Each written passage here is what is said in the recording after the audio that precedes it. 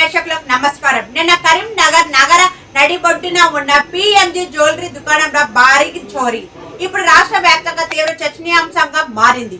బైకులపై సాధారణ కస్టమర్లాగా వచ్చిన 5 నిందితులు క్షణాల బీభత్సం సృష్టించారు. తుపాకులతో సిబ్బందిని బెదిరించడమే కాకుండా కాల్పులు జరపడంతో పలువురు గాయాల పాలయ్యారు.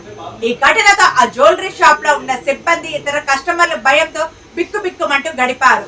ఈ నేపథ్యంలోనే ఈ చోరీని తీవ్రంగా పరిగణించిన కరీంనగర్ పోలీసులు నిందితులను పట్టుకునేందుకు అన్ని చర్యలు చేపట్టారు.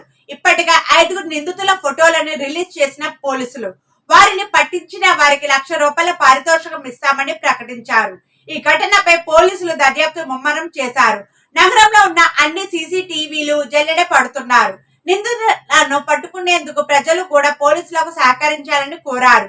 నిందితులకు సంబంధించిన ఫోటోలను మీడియా, సోషల్ మీడియాతో పాటు ఫ్లెక్సీలు, పోస్టర్ల ద్వారా బాగా వైరల్ చేస్తున్నారు.